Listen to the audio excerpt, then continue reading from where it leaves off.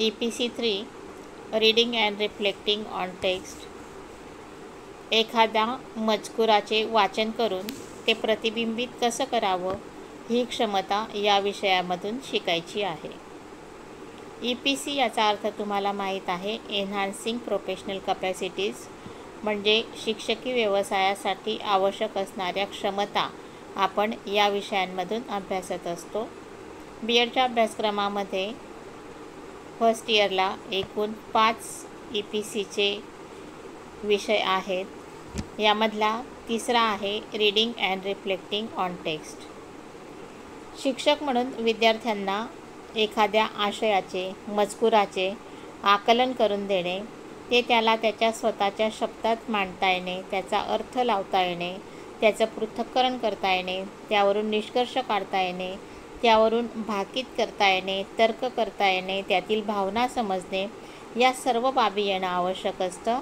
आणि म्हणून शिक्षकाला वाचलेला मजकूर प्रतिबिंबित करण्याची क्षमता असली पाहिजे. यासाठी हा विषय अभ्यासक्रमामध्ये आहे. आणि हा विषय समजून घेत असताना आपल्याला भाषा, भाषेचे प्रकार आणि भाषिक कौशल्य ही समजून घ्यावी लागतील. तर अन्य प्राणी आणि मानव यांचा जर आपण विचार केला तर अन्य प्राण्यांपेक्षा मानवाचा अधिक विकास झालेला आहे. आणि हे विकास होण्याचं कारण काय, तर याचं मुख्य कारण म्हणजे त्याला बोलता येणारी भाषा. आणि भाषा हे साधन मानवाने स्वतः निर्माण केलेलं आहे. म्हणजेच आपल्याला असं म्हणता येईल की भाषा ही मानवनिर्मित आहे. पशुपक्ष्यांनाही भाषा येते, पण त्यांची ती उपजत भाषा असते. उदाहरणार्थ कावळ्याला फक्त काव काव एवढंच बोलता येईल, कुत्र्याला फक्त भू भू एवढंच बोलता येईल. पण मानवाला ही भाषा उपजत प्राप्त झालेली नाही, तर त्याने ती निर्माण केलेली आहे. आणि त्यामुळेच तो जीवनात आलेले अनुभव व्यक्त करू शकतो, इतरांचे अनुभव तो मिळवू शकतो.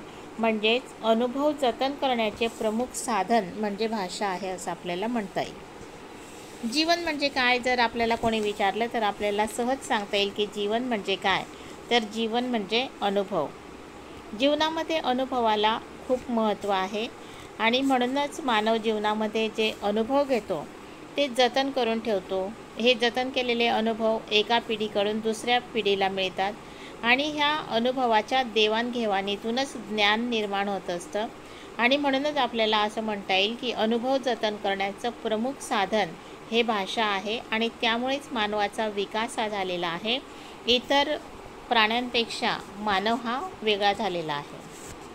जीवनामध्ये अनेक अडचणी येतात, त्या सोसून, संकटावर मात करून, परिस्थितीशी संघर्ष करून मानव अनेक अनुभव गोळा करतो. आणि हे प्रयत्नपूर्वक गोळा केलेले अनुभव त्याला भाषेमुळे साठवून ठेवता येतात. म्हणजेच आपल्याला असं म्हणता येईल की भाषाशक्ती ही निसर्गाने मानवाला दिलेली खूप मोठी देणगी आहे. भाषेच्यामुळे मानवाला विचार करता येतो, त्यामुळे त्याला सामाजिकता प्राप्त झालेली आहे. एवढंच नाही तर मानवाला सुसंस्कृत करण्याचं श्रेय हेही आपल्याला भाषेलाच द्यावं लागेल. कारण संस्कृतीमध्ये जे आचार, विचार, कला, साहित्य, शास्त्र, धर्म, तत्त्वज्ञान, इतिहास, जीवनमूल्य, जीवनदृष्टी या सर्व गोष्टी आहेत, तर या गोष्टी पूर्वजांच्या ज्ञानाचा आणि अनुभवाचा वारसा आपण भाषेच्या माध्यमातूनच प्राप्त केलेला आहे. म्हणजे आपल्याला थोडक्यात असंही म्हणता येईल की संस्कृती निर्मिती, संस्कृती रक्षण आणि संस्कृती संवर्धन हे भाषेमुळे शक्य आहे. म्हणून भाषा ही अतिशय महत्त्वाची आहे.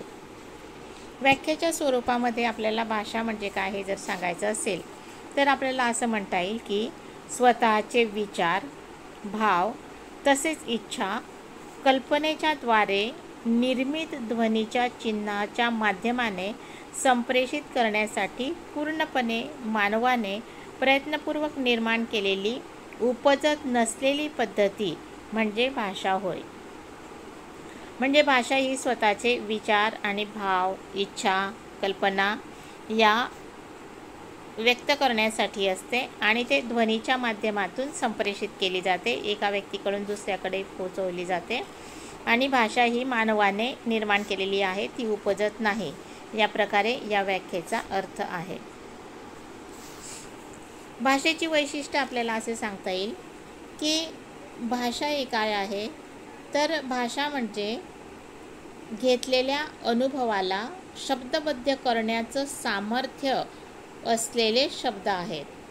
मानवाने घेतलेले अनुभवाचं वर्णन शब्दांच्या माध्यमातून करता येतं, म्हणजेच त्याला आपला अनुभव हा दुसऱ्याला सांगता येतो. हे भाषेचं आपल्याला पहिलं वैशिष्ट्य सांगता येईल. भाषेचं दुसरं वैशिष्ट्य असं सांगता येईल की भाषेमुळे आपल्याला आपले विचार व्यक्त करता येतात, दुसऱ्यांचे विचार जाणून घेता येतात. भाषेच्या माध्यमातून विचारांची देवाणघेवाण होते आणि या देवाणघेवाणीमुळेच सामाजिक जीवनाचा पाया हा मजबूत होत असतो. त्यानंतर तिसरं वैशिष्ट्य असं सांगता येईल की भाषेमुळे विचार जागृत होतात, तसेच भाषेच्या माध्यमातून भावना उद्दीपित होतात, भावना चेतवल्या जातात, भावना विकास साधला जातो. तर मानवाचा बुद्धिविकास हा जसा एक पैलू आहे, तसाच भावविकास हा सुद्धा दुसरा पैलू आहे.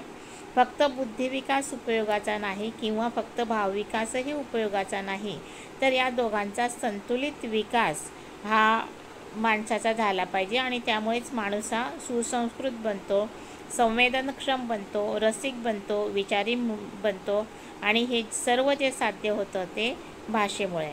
म्हणजेच आपल्याला असं म्हणता येईल की भाषा हा व्यक्तिमत्व विकासाचा एक आरसा आहे. तर या प्रकारे आपल्याला भाषेचे वैशिष्ट्य विचारात घेता येतात.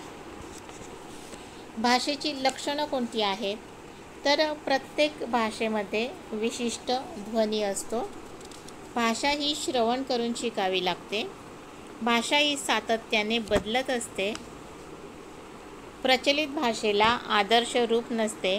भाषेचा विकास हा स्थूलतेकडून सूक्ष्मतेकडे होतो. भाषेची शब्दसंपत्ती विशिष्ट समाजातील अनुभवांशी संबंधित असते. अशी आपल्याला भाषेची लक्षणं सांगता येतील. भाषेचे प्रकार कोणते आहेत, तर भाषेचे प्रकार आहेत ते म्हणजे अभिजात भाषा. अभिजात भाषा म्हणजे काय, तर संस्कृत, लॅटिन या प्राचीन भाषा या मूळ भाषा आहेत आणि या भाषांमधूनच अनेक भाषा निर्माण झाल्या. भारतामध्ये संस्कृत या मूळ भाषेपासून हिंदी, मराठी यासारख्या भाषा निर्माण झाल्या. अशा प्राचीन मूळ भाषांना अभिजात भाषा असं म्हणतात. त्यानंतरचा प्रकार आहे तो म्हणजे प्राचीन भाषा. तर ज्या भाषा प्राचीन काळात प्रचलित होत्या पण आधुनिक काळात दैनंदिन व्यवहारात त्या वापरल्या जात नाहीत, अशा भाषांना प्राचीन भाषा म्हणतात. उदाहरणार्थ पाली, प्राकृत, अर्धमागधी, तर या भाषा प्राचीन भाषा आहे. त्यानंतरचा तिसरा प्रकार आहे तो म्हणजे मातृभाषा.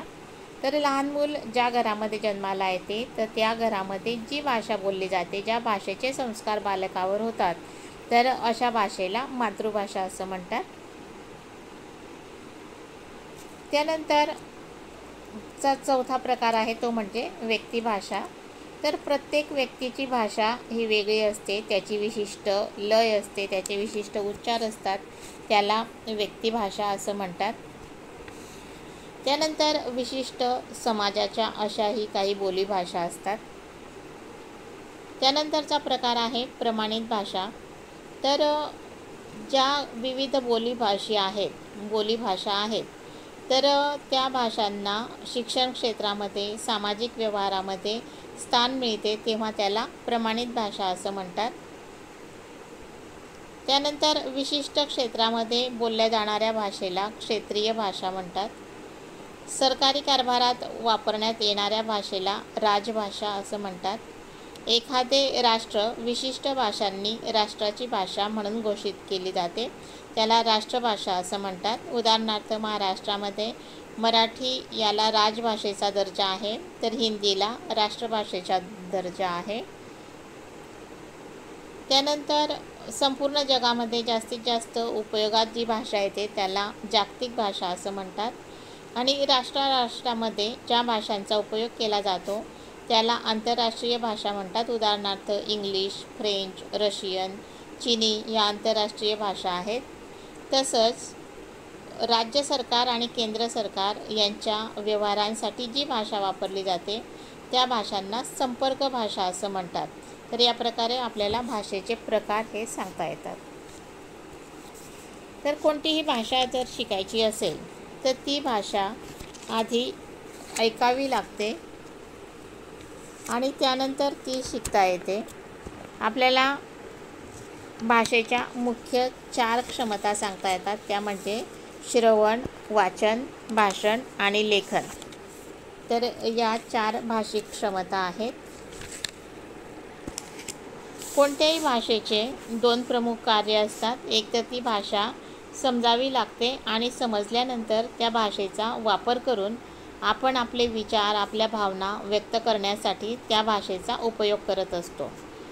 भाषा समजण्याच्या बाबतीमध्ये 2 मूलभूत कौशल्यांचा अंतर्भाव होतो. तर भाषा समजण्यासाठी ती भाषा ग्रहण करावी लागते, म्हणजे ग्रहणशक्ती विकसित व्हावी लागते. आणि या भाषेच्या ग्रहणशक्तीच्या बाबतीमध्ये श्रवण क्षमता आणि वाचन क्षमता याचा विचार आपल्याला करावा लागतो. भाषा जर समजायची असेल तर आपल्याला ती दुसऱ्या भाषेमध्ये उपयोग करता आला पाहिजे, त्याचं आत्मप्रकटीकरण करता आलं पाहिजे. आणि म्हणूनच आपल्याला जर भाषेचं प्रकटीकरण करायचं असेल तर आणखी 2 क्षमता आवश्यक असतात, त्या म्हणजे भाषण आणि लेखन. म्हणजे श्रवण आणि वाचन यामुळे आपण ग्रहण करू शकतो भाषा, आणि भाषण आणि लेखन या 2 क्षमतांमुळे ती आपण प्रकट करू शकतो. म्हणजेच भाषेमध्ये या 4 क्षमता या महत्त्वाच्या आहेत. म्हणजेच आपल्याला असं म्हणता येईल की भाषिक उद्दिष्ट कोणती, तर ग्रहणात्मक उद्दिष्टे आहे श्रवण आणि वाचन, आणि प्रकटीकरणात्मक उद्दिष्टे आहे भाषण आणि लेखन.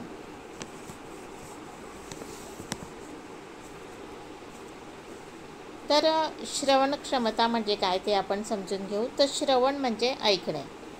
कोणताही आवाज आपण कान या ज्ञानेंद्रियामार्फत ऐकतो आणि ऐकलेला आवाज हा मेंदूपर्यंत पोहोचवला जातो आणि त्यामधून अर्थ लावला जातो.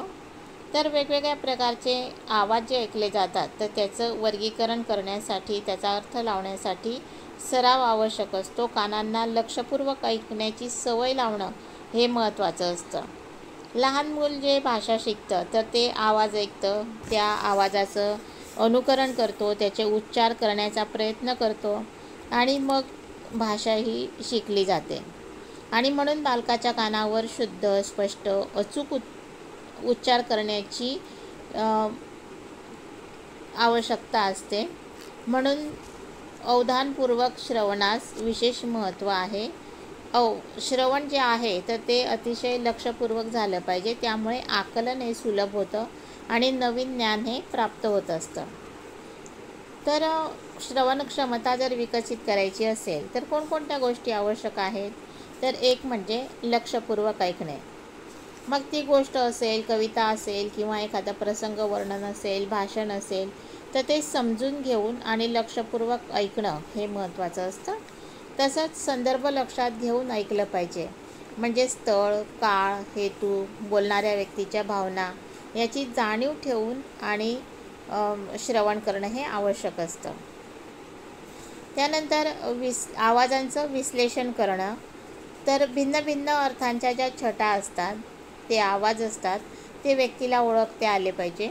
एखाद्या वेळी उद्गार वाचकामधून आश्चर्यही व्यक्त होतं आणि उपरोधही व्यक्त होतो. तर नेमकं आश्चर्य आहे की उपरोध हे ओळखता आलं पाहिजे, आणि म्हणून आवाजाचं विश्लेषण करणं, आवाजाच्या विश्लेषणातून बोलण्याचा हेतू समजून घेणं हे महत्त्वाचं असतं. त्यानंतर पुढचं शब्दांचे परस्पर संबंध लक्षात घेणे. तर उच्चारलेला जो शब्द असतो तर त्याला जोडलेला अर्थ, ज्याचा संबंध लक्षात घेतल्यावरच आपल्याला तो शब्द काय आहे हे नक्की लक्षात येतं, त्या शब्दाची खरी सार्थकता लक्षात येते. उदाहरणार्थ सुभाषचंद्र बोस यांचं जे वाक्य आहे, तुम्ही मला रक्त द्या, मी तुम्हाला स्वातंत्र्य देतो. तर यामध्ये तुम्ही मला रक्त द्या याचा अर्थ बलिदान या ठिकाणी घ्यायचा आहे. तर हे शब्दांचा परस्पर संबंध हा लक्षात आला पाहिजे. पुढचं आहे ते म्हणजे शब्दांचा आणि शब्दसमूहांचा अर्थ लावणे. तर जे शब्द असतात, जे शब्दसमूह असतात, तर यामधून वेगवेगळ्या अर्थछटा व्यक्त होत असतात आणि त्या जर लक्षात आल्या तरच योग्य अर्थ लागेल, आणि म्हणून श्रवण हे योग्य रीतीने केलं पाहिजे. शब्दांचा, शब्दसमूहांचा योग्य अर्थ हा लावला पाहिजे. त्यानंतर मुख्य मुद्दे लक्षात घेणे. बोलताना आपलं बोलणं हे जर खूप प्रदीर्घ असेल, खूप लांबलचक असेल, तरीसुद्धा त्यामधले महत्त्वाचे मुद्दे हे लक्षात घेतले पाहिजे. आणि हे श्रवणाचं महत्त्वाचं कौशल्य आहे की आपण तासभरही ऐकलेलं असेल तर त्यात नेमकं मुख्य कोणतं, मुद्दे कोणते, तर हे त्यामधून निवडता आले पाहिजे. तसंच बोलणाऱ्यांच्या शब्दामधून बोलण्याचा सारांश लक्षात घेऊन घेता येणं हे यालाही चांगलं श्रवण असं म्हणता येईल. त्यानंतर भाषाशैली लक्षात घेऊन अर्थग्रहण करायचं. तर बोलणाऱ्या ज्या व्यक्ती असतात तर त्यांची शब्दयोजना, त्याची पद्धती यावरून अर्थ लावता आला पाहिजे. तसंच श्रवणामध्ये बोलणारा जो असतो तर त्याच्या भाषेमध्ये काही चुका होतात, तर त्या विशिष्ट सवयीने सुद्धा चुका होऊ शकतात किंवा अनावधानाने चुका होतात. तर या चुका लक्षात घेऊन श्रवण करणाऱ्या व्यक्तीने योग्य तो अर्थ त्याचा घेतला पाहिजे. हे श्रवणाचं ही महत्त्वाची क्षमता आहे. काही शब्द असे असतात की जे ऐकल्याबरोबर त्याचा अर्थ समजतो, तर काही शब्द असे असतात की तर्क करून आणि त्याचा अर्थ लावला जातो. तर श्रवण क्षमतेमध्ये हेही आवश्यक आहे. तसंच बोलणाऱ्या व्यक्तीच्या बोलण्यामधला नेमकेपणा हा जाणून घेतला पाहिजे. त्यामध्ये योग्य काय, अयोग्य काय, तर हे समजलं पाहिजे. भाषेमध्ये विविध म्हणी, वाक्प्रचार असतात, तर त्याचा योग्य तो अर्थ समजला पाहिजे. तर या प्रकारे श्रवण क्षमतेमध्ये या बाबी येणं आवश्यक आहे.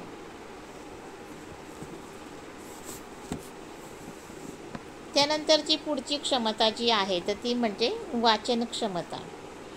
तर दुसऱ्याचं भाषण समजण्यासाठी जशी श्रवणाची गरज आहे, तसं इतरांनी आपल्यासाठी जे लिहून ठेवलं आहे तर ते समजून घेणं हेही अत्यंत आवश्यक असतं आणि यासाठी वाचनाची आवश्यकता असते. जगामधलं पुष्कळ ज्ञान हे ग्रंथामध्ये साठवून ठेवलं आहे आणि ते ज्ञान भंडार जर समजून घ्यायचं असेल तर ते समजून घेण्याचं प्रभावी साधन म्हणजे वाचन आहे. वाचनातून जसं ज्ञानप्राप्ती होते तसंच आनंदप्राप्तीही होते. तसंच वाचन करत असताना त्यामधला आशय कळणं हे महत्त्वाचं असतं. त्यातले विचार अगदी सहजपणे आणि चटकन ओळखण्याचं सामर्थ्य आत्मसात करायचं असतं. तर वाचन क्षमता जर विद्यार्थ्यांमध्ये विकसित करायची असेल तर विद्यार्थ्यांच्या वाचनात येणाऱ्या ज्या उणिवा आहेत तर त्या दूर करून त्यांना योग्य सवयी लावल्या पाहिजे. शब्दलेखनामध्ये जे भेद आहेत तर ते विद्यार्थ्यांना समजून सांगितले पाहिजे.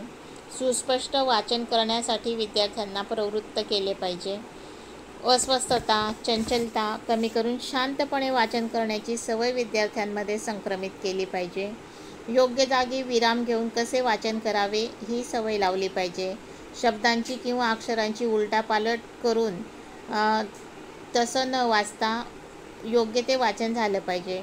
उतार्यामधले शब्द गाळणे किंवा मनातील शब्द उतार्यामध्ये टाकणे तर या सवयी योग्य नाही. काही मुलं वाचन करत असताना शब्दाची पुनरावृत्ती करतात, तेही योग्य नाही. काही जण हेल काढून एकसुरामध्ये वाचतात, तेही योग्य नाही. तर चांगलं वाचन म्हणजे काय, तर चांगलं वाचन म्हणजे अर्थपूर्ण वाचन, स्पष्ट उच्चार, योग्य आशय, आवाजातील चढ उतार, वाचनाची योग्य गती, भावपूर्ण वाचन. तर यामुळे विद्यार्थ्याला चांगलं वाचन करता येतं आणि याच क्षमता आपल्याला विद्यार्थ्यांमध्ये रुजवायच्या आहेत. तर या प्रकारे ग्रहण क्षमतांमध्ये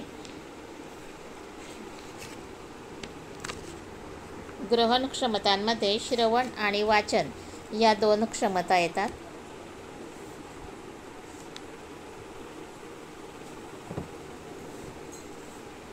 ग्रहण क्षमतांमध्ये श्रवण आणि वाचन या दोन क्षमता येतात. तर प्रकटीकरणामध्ये भाषण आणि लेखन या दोन क्षमता येतात.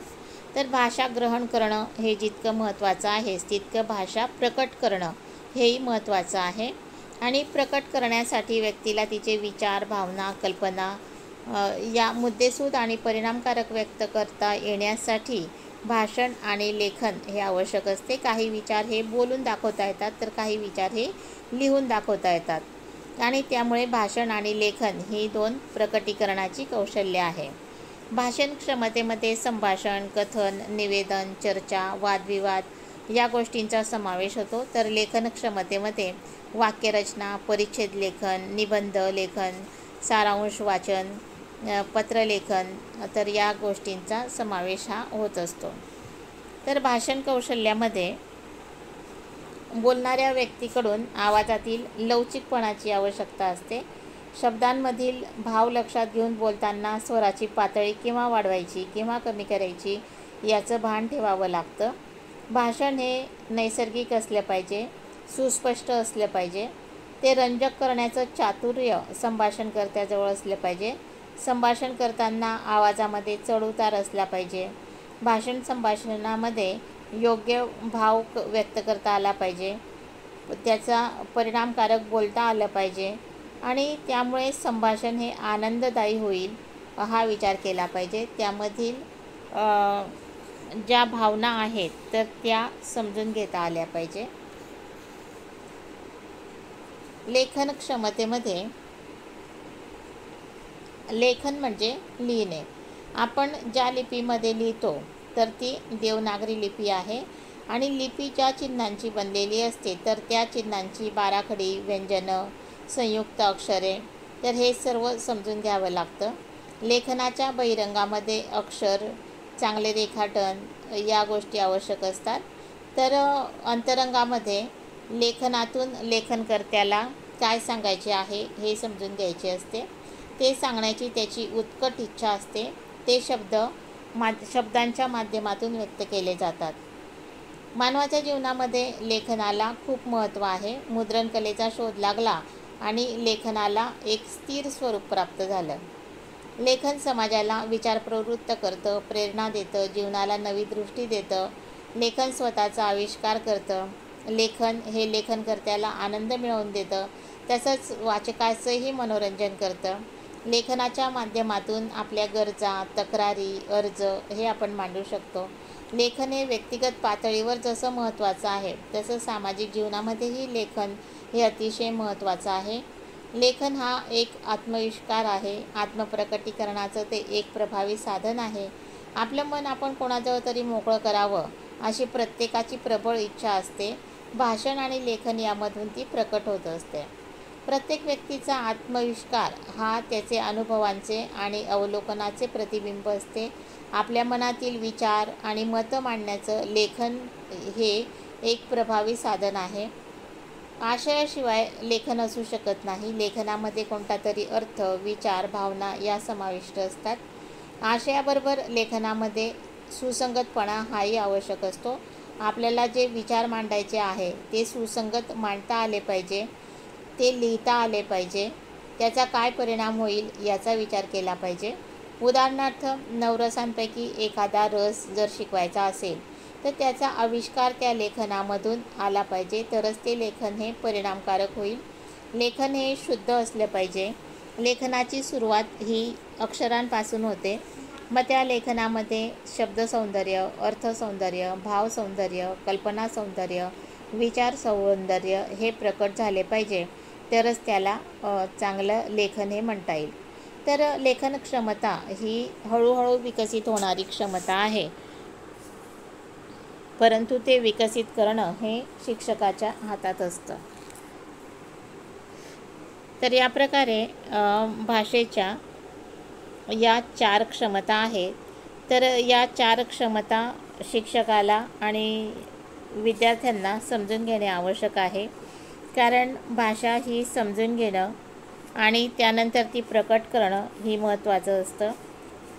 तर विद्यार्थ्यांना एखादा मजकूर वाचल्यानंतर तो स्वतःच्या शब्दामध्ये मांडता येणं, त्याचा सारांश काढता येणं, त्याचा अर्थ लावता येणं, त्याचा तर्क करता येणं या गोष्टी आवश्यक असतात. आणि म्हणून या 4 क्षमता शिकल्यानंतर विद्यार्थ्याला वाचलेला मजकूर हा योग्य प्रकारे प्रतिबिंबित करता येईल. त्या आशयामधील अर्थ समजून घेता येईल, त्यातील भाव समजून घेता येईल. तर या 4ही क्षमतांमध्ये वाचन क्षमता ही विकसित करण्यासाठी शिक्षकाने ज्ञान, आकलन, उपयोजन, कौशल्य या सर्व प्रकारचा विचार करून ज्ञानामध्ये विद्यार्थ्यांना योग्य शब्द ओळखता येतील. आकलनामध्ये विद्यार्थ्यांना आशयाचा अर्थ लावता येईल. उपयोजनामध्ये मजकुराचा अर्थ त्यांना समजून घेता येईल. वाचलेला मजकूर, त्यातील वस्तुस्थिती, घटना, संज्ञा, संकल्पना यांचं वर्गीकरण करता येईल. वाचलेल्या मजकुराचा सारांश करता येईल, त्यांच्या शब्दात मांडता येईल. विशिष्ट उद्देशाने त्या आशयाची पुनर्मांडणी करता येईल. जास्त महत्त्वाचे आणि कमी महत्त्वाचे मुद्दे लक्षात घेता येतील. हे जमलं पाहिजे. तर मूल्यमापन आकलन क्षमतेमध्ये विधानामधल्या चुका ओळखणं, वाचलेल्या मजकुरावरून निष्कर्ष काढणं, लेखकाने कोणता भाव व्यक्त केलेला आहे ते समजणं, तर या गोष्टी आवश्यक असतात. तसंच वाचन करत असताना शिक्षकांनी विद्यार्थ्यांना याही बाबी समजून सांगितल्या पाहिजे. त्या म्हणजे जे वाचन करायचं असतं तर त्याची शुद्धता ही महत्त्वाची असते. तर शुद्धता याचा अर्थ ती औपचारिक भाषा जी आहे तर त्यावर बोलीभाषेचा प्रभाव पडू द्यायचा नाही. शुद्ध प्रकारामध्ये ती भाषा असली पाहिजे. त्यानंतर सर्व ध्वनींचं उच्चारण हे सुस्पष्ट असलं पाहिजे. त्यानंतर मजकुरामध्ये जो भाव असेल, वीरता असेल, वात्सल्य, प्रेम, राग, तर तो भाव हा योग्य प्रकारे वाचला गेला पाहिजे. तसंच वाचन करत असताना आरोह आणि अवरोह हे विचारात घेतले पाहिजे की आवाज केव्हा वाढवायचा, केव्हा उतरवायचा, केव्हा कमी करायचा, तर हे वाचन करताना योग्य प्रकारे लक्षात घेतलं पाहिजे. तसंच विरामचिन्हाचा अर्थ लक्षात घेऊन त्यानुसार वाचनही झालं पाहिजे. वाचन करत असताना त्याची योग्य गती असली पाहिजे. वाचन खूप सावकाशही नको, खूप घाईतही नको, योग्य ठिकाणी थांबा असला पाहिजे. त्यानंतर आकलन हा महत्त्वाचा मुद्दा आहे की मजकुराचं पूर्ण आकलन जेव्हा होईल तेव्हाच ते वाचन हे चांगलं होईल. वाचन करत असताना योग्य हावभाव आणि चेहऱ्यावरील भाव हेही दाखवता आले पाहिजे जर प्रकट वाचन करत असाल तर. त्यानंतर कोणत्या ठिकाणी जोर द्यायचा,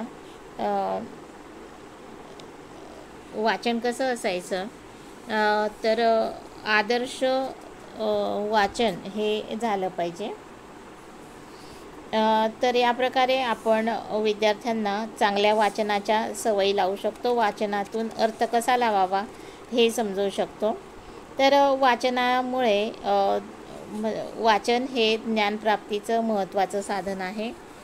भाषेवर प्रभुत्व प्राप्त करण्याचं महत्त्वाचं साधन आहे.